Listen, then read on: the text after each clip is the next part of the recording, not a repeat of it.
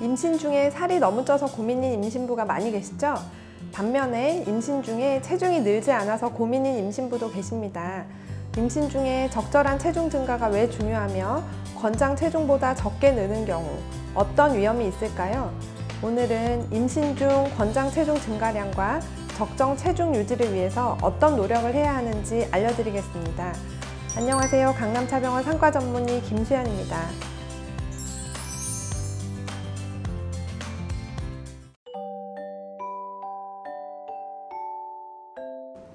요즘 임신부 중에 저체중인 경우가 생각보다 많습니다. 그리고 평소 건강하지 못한 식사 습관을 가지고 있고 이것이 임신 기간까지 연결되는 경우도 있습니다. 저체중 임신부, 무엇이 문제일까요?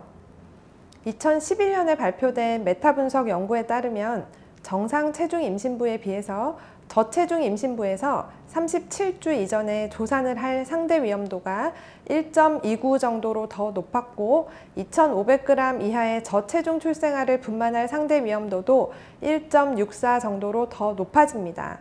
조산과 저체중 출생아는 태어나는 아기에게서 생길 수 있는 가장 심각한 두 가지 문제인데요.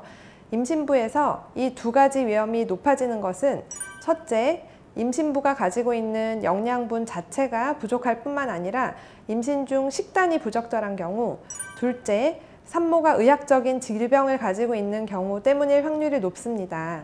그러므로 임신 전 저체중이었던 임신부는 임신 중에 적절하게 식단을 관리하여 권장 체중 증가량인 13kg 이상 몸무게가 증가할 수 있도록 노력하는 것이 매우 중요합니다.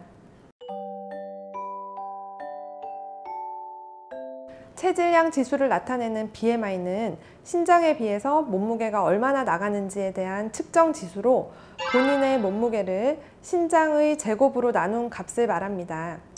18.5 미만인 경우 저체중, 18.5에서 25 미만까지는 정상, 25에서 30 미만까지는 과체중, 30 이상은 비만으로 분류합니다.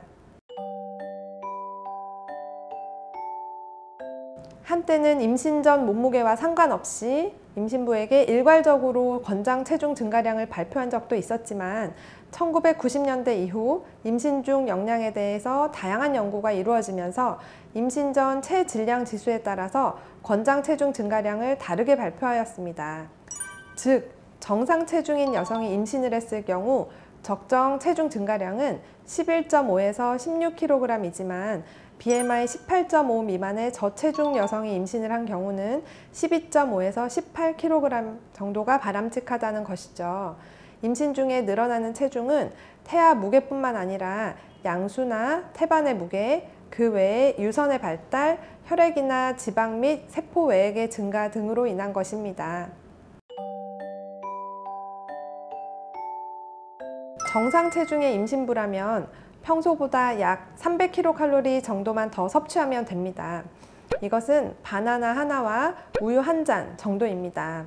원래 저체중이었다면 임신 전보다 약 300에서 500kcal를 더 섭취해야 됩니다. 임신 시기별로 좀 더 자세하게 얘기하자면 임신 초기 13주까지는 임신 전과 비슷하게, 임신 26주까지는 하루에 340kcal, 임신 후반기에는 하루에 450kcal를 추가로 더 섭취해야 됩니다. 임신 중 영양 상태도 중요한데요. 대표적으로 얘기하는 것이 바커 이론입니다.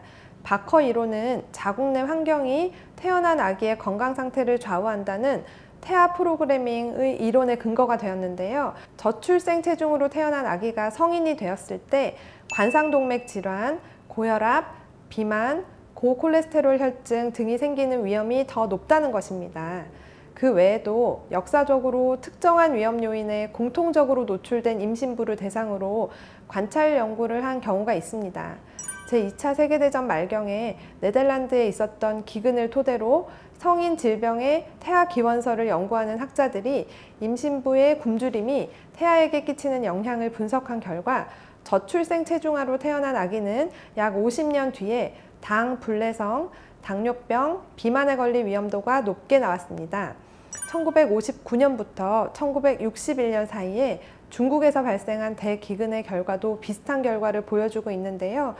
과체중, 제2형 당뇨병, 고혈압, 대사 이상 증후군과 연관이 있다고 나왔습니다. 일란성 쌍둥이에서도 몸무게가 적은 쪽이 나중에 대사 이상 질환에 걸리는 경우가 더 많습니다. 저출생 체중아로 태어난 경우 정상 출생 체중아에 비해 초기 성인기에 근육량이 적고 키도 작고 지방량이 더 많다고 합니다. 최근에는 이런 현상들을 유전학적으로 증명하는 논문들도 많이 나오고 있는데요. 태아기의 환경 변화가 후생 유전학이라고 하는 변화를 거쳐 유전자에 각인된다는 것입니다. 체중을 늘린다고 무작정 식사량만 늘리거나 간식을 먹는 사람들이 있는데 이것은 바람직하지 않습니다. 영양가 없이 열량만 늘어날 수 있기 때문입니다. 오히려 임신성 당뇨, 임신 중독증, 임신성 고혈압 등의 합병증의 위험이 커질 수 있으므로 균형 잡힌 식사를 하는 것이 무엇보다 중요합니다. 평소 우리가 먹는 한국식 식단은 주로 탄수화물이 많고 단백질이 부족한 편입니다. 단백질은 우리 몸의 15%를 차지하기 때문에 적당량의 단백질 섭취가 중요한데요. 체중 1kg당 0.8g을 섭취해야 된다는 사실 꼭 기억하세요. 특히 저체중 임신부라면 지방보다 단백질을 섭취하며 체중을 늘리는 것이 중요합니다. 임신 중기에는 임신 전이나 임신 초기에 섭취하던 단백질 양보다 15g 정도 더 섭취하는 것이 좋습니다. 임신 후기에는 임신 초기보다 30g을 더 섭취하는 것을 권장드립니다. 단백질은 육류, 콩을 통해 섭취할 수 있습니다. 하지만 식물성 단백질은 육류보다 최대 단백질 흡수율이 반 이상 낮기 때문에 붉은 살코기의 동물성 단백질을 먹는 것이 좋습니다. 단백질은 이 외에도 채소나 과일에도 존재합니다. 탄수화물을 아예 제한하는 것도 바람직하지 않습니다. 탄수화물은 우리 몸의 에너지원으로 사용되기 때문에 부족할 경우 피로감, 우울감, 두통 등을 느낄 수 있습니다. 그 외에 대사 과정에서 꼭 필요한 무기질과 비타민 섭취도 중요합니다. 즉, 골고루 식사를 하도록 노력해야 합니다. 오늘은 임신부의 저체중에 대해서 알아보았습니다. 궁금한 내용이 있으면 댓글창에 질문을 남겨주세요. 구독과 좋아요도 부탁드립니다.